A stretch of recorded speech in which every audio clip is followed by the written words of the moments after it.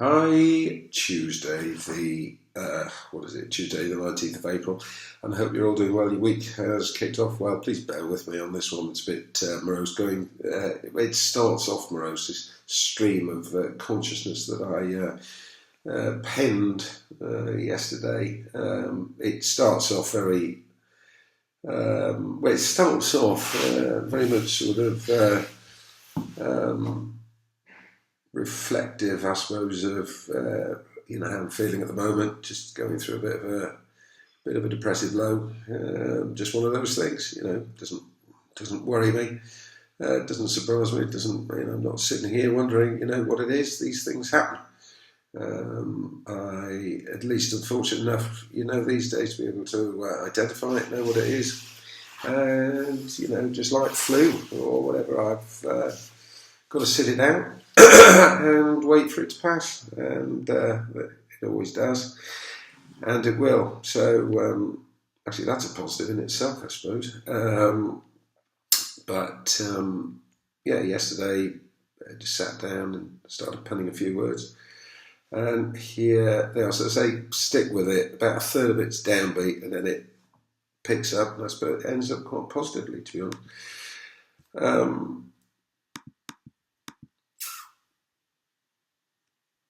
Just get myself sorted out and ready for this. Support and love. Not the same as understanding.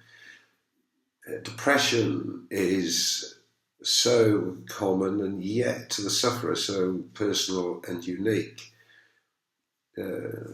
DNA, fingerprints, snowflakes, depression. The world is so full of depression, but each case, just like each strand of DNA, each person's set of fingerprints, and each and every snowflake, unique. We're so complex, our minds so cluttered, we're mentally so bogged down, we barely know ourselves. So how can we expect anyone else to really get inside, to really understand? Go on, just explain to us, they say. Just tell us what's going on, tell us what's wrong. But how can we explain when in our minds it's so jumbled up anyway? The loneliness, the incarceration in our bodies and our minds, the physical and mental disabilities. Every day a struggle. The front, the mask, the acting, but in the back office of our minds, where all the admin goes on, well, there it's a mess.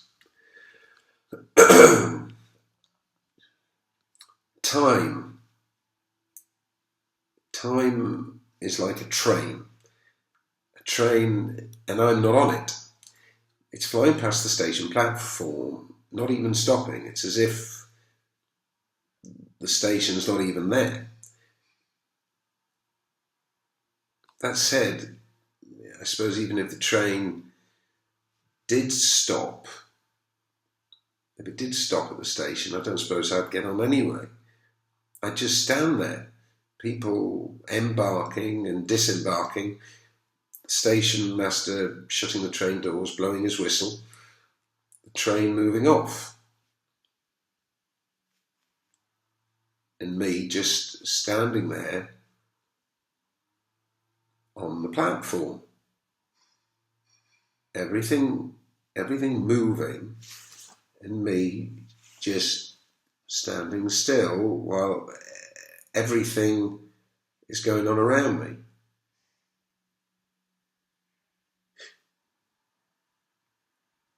We hate the present. We have no faith in the future. We live in the past, anchored to times in the past that we did enjoy.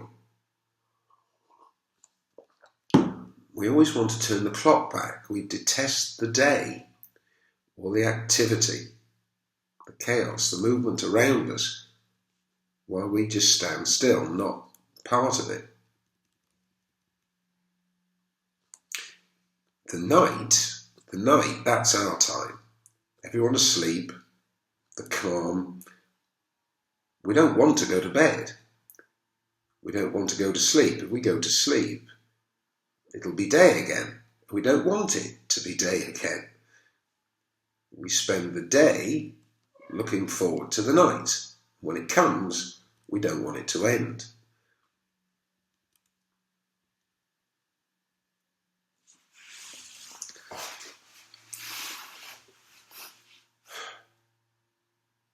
We're dying. We're just waiting to die. We're resigned to it, sitting, numb, waiting.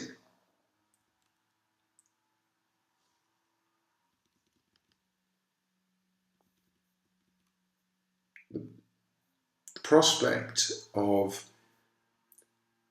deathly nothingness is not as difficult to digest as it maybe once was.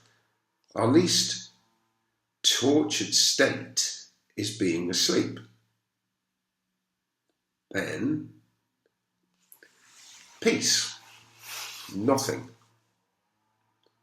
no thinking, no thinking, no thinking, no sinking, no sinking, no sinking.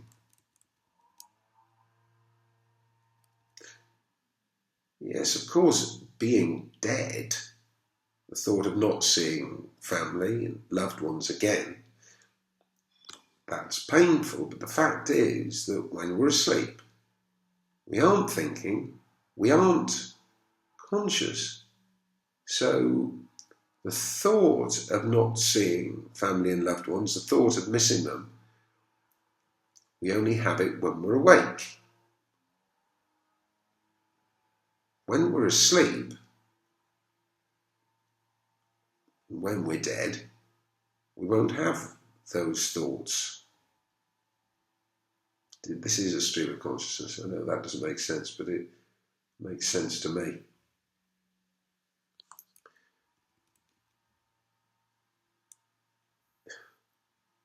Death.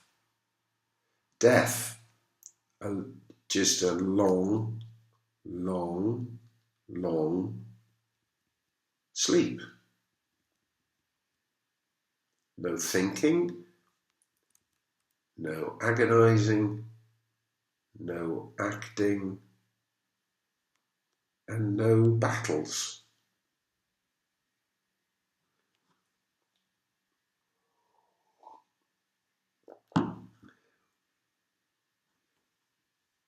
I'm floating in space.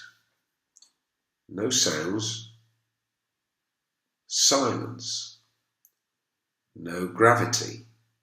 I'm just a nothing in a universe of nothingness. There's such a word. If I didn't have to make an effort for the sake of the family, I'd go to bed, not get up again, not eat, not drink, and simply wait to drift off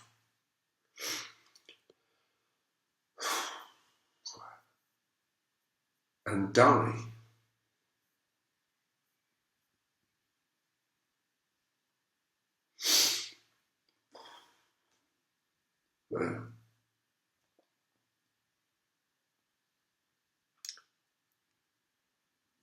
Well, that is my inclination. But it will lift. I know it'll lift just where I'm at today. but I hadn't realised it before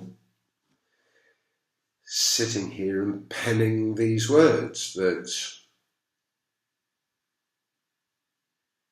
in some ways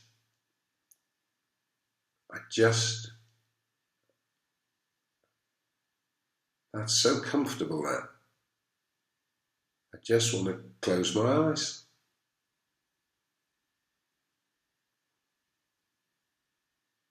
The only time I do feel alive, on top, a sense of can do, of winning, is when I'm running.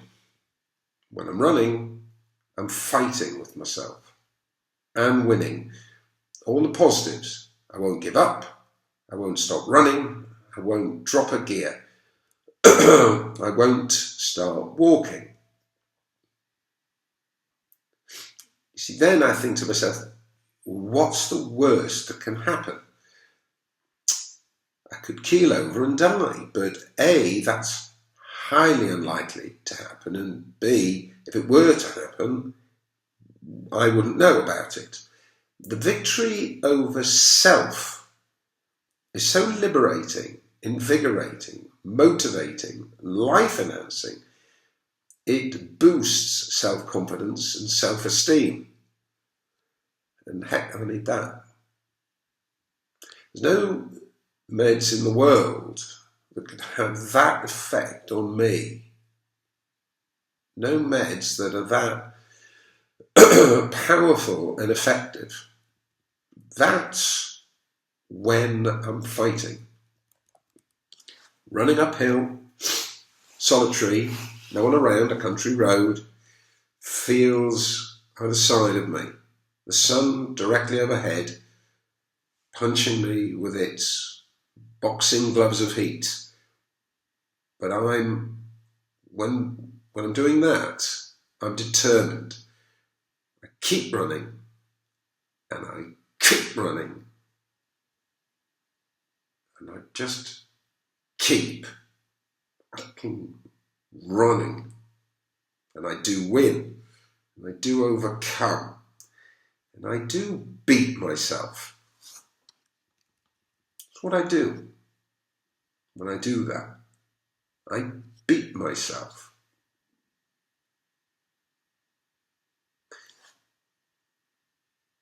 Because that's what this is about.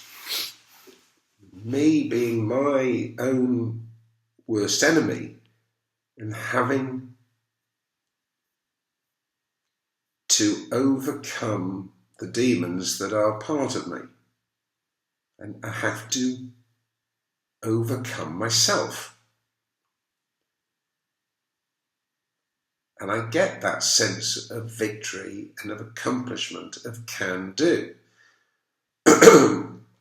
That's my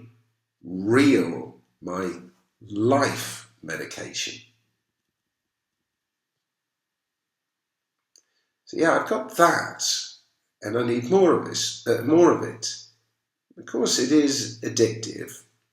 But I need to continually expand, keep raising the bar, stay outside my comfort zone. And if I find myself back in it, then I've got to go back across the border, back out of my comfort zone.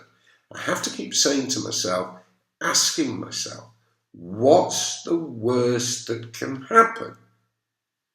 I can die, but that's unlikely. And even if I do die, I won't know. But I'll have given it my all, my best shot. And those I leave behind, family and loved ones, they'll be proud of me.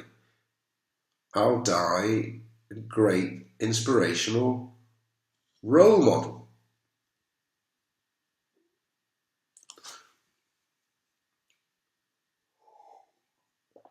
Whether I go to bed and stop eating and drinking and just wait to die, or do the opposite, go for it.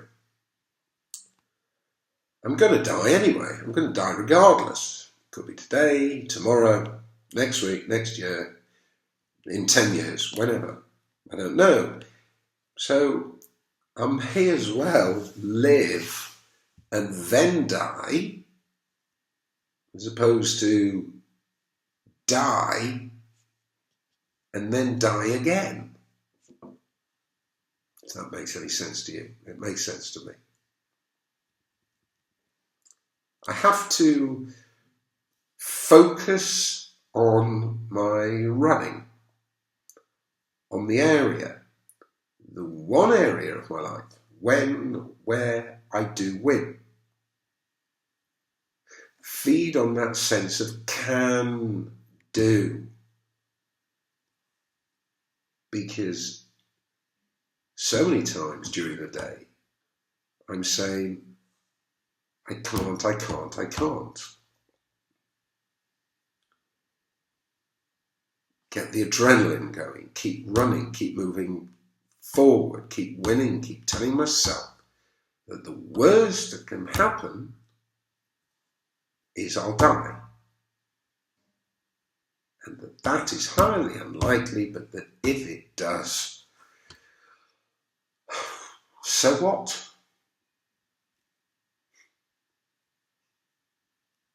Come to think of it, there are far worse things in life than death. I mean, the alternative to all that is immediate death. And that's where I am now, in many respects.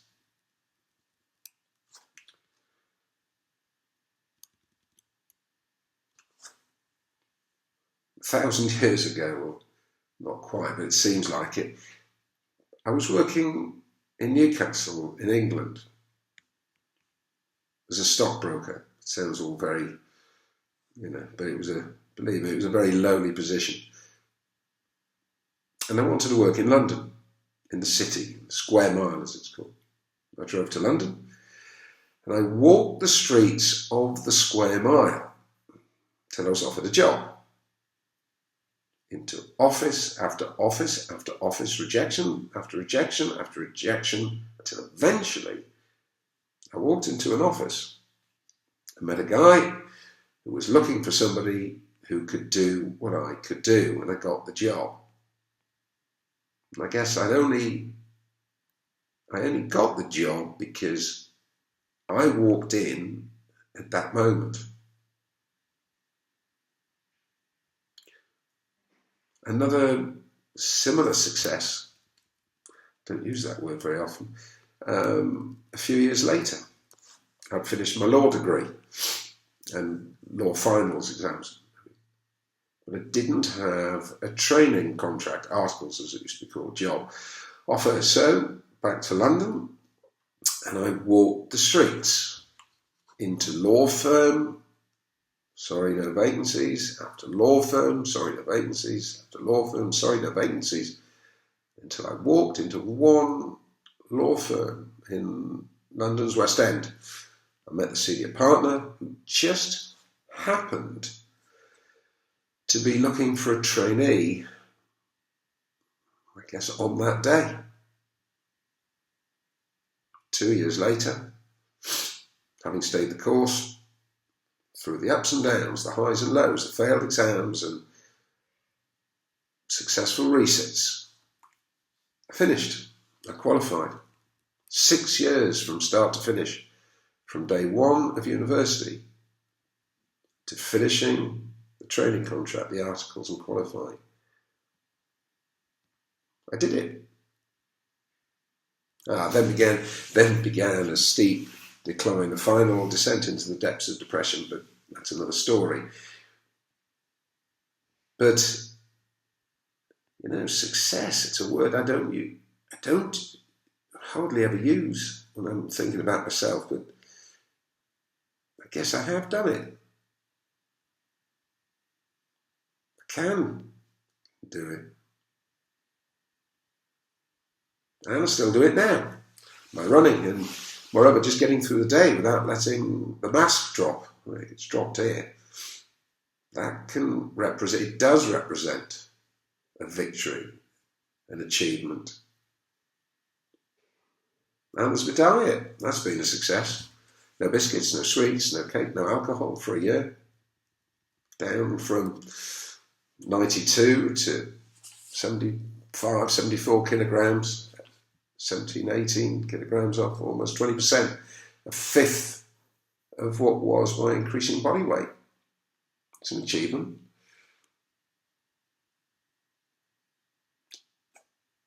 I'm not telling you, I'm telling me, I've got to tell me. So, come on, Cubby, Jamie, James, whatever you call yourself. Picture what you want to be. Picture where you want to be. And start running. Start running. And don't stop until you get there.